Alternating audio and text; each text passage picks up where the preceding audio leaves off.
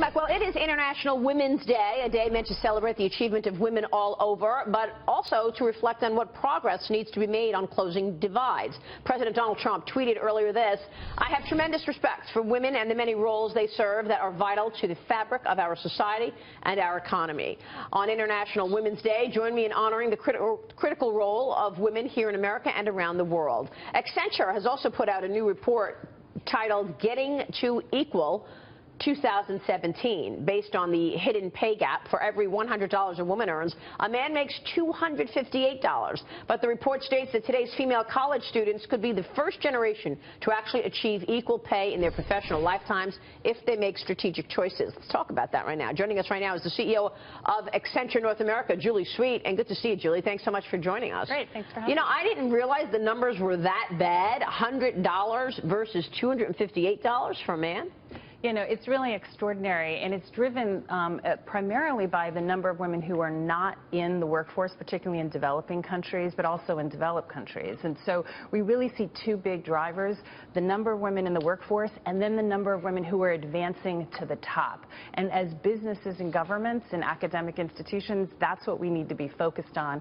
And this report says there's three things we can do: digital fluency, career strategy, and tech immersion. And those three factors together could, by 2030, reduce the pay gap by 35%.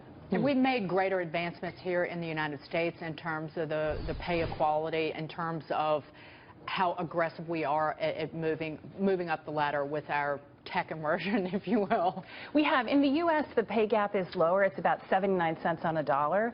And you see a big divide, actually, between all the developed countries and the developing countries. And in part, of course, that's the level of education and the focus.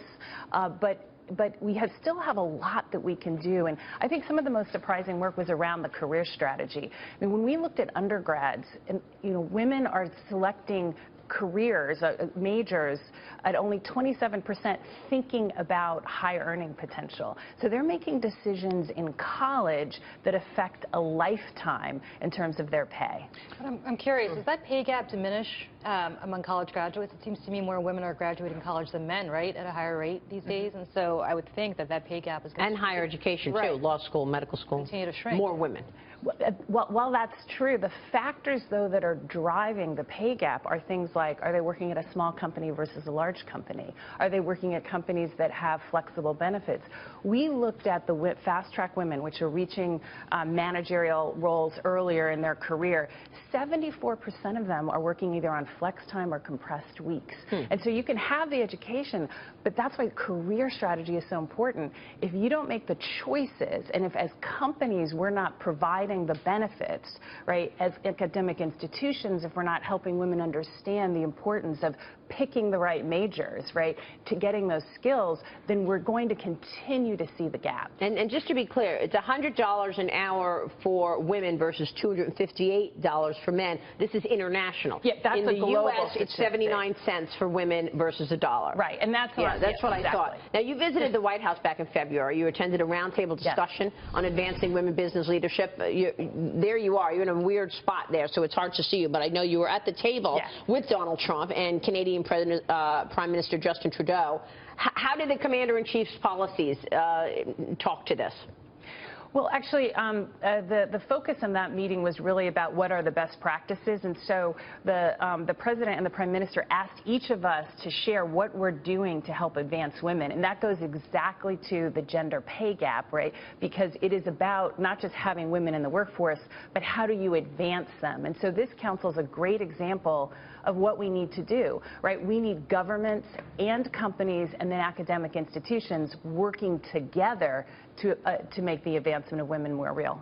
Are there any careers that women are actually outpacing men? Or is that, I mean, you think that there would be. I know in my company, I take pride in hiring women. We actually have about 70% women in our workforce. But are there any career choices in particular that women actually outpace men?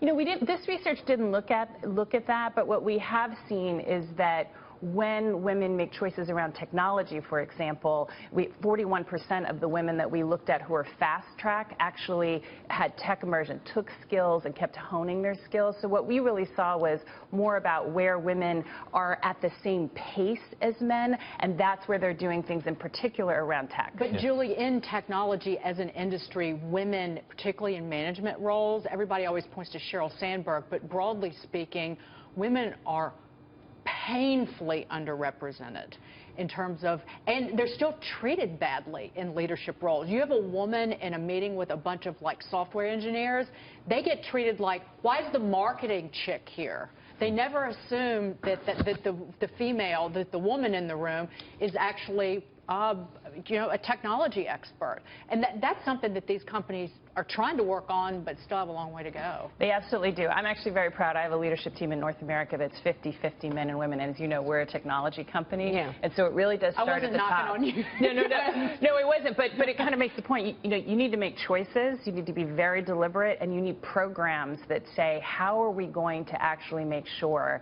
that women are advancing? And so it's achievable. So give our audience a piece of advice, those women watching. What do they need to do to get ahead in this very competitive situation?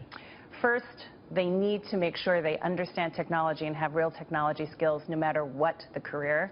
And second, they need to be deliberately choosing companies that are larger, the companies that are committed to the advancement of women, that have the ability to have mentors at the companies, and that have the kinds of benefits that will allow them to be successful through the course of their career, whether they choose to have children or not.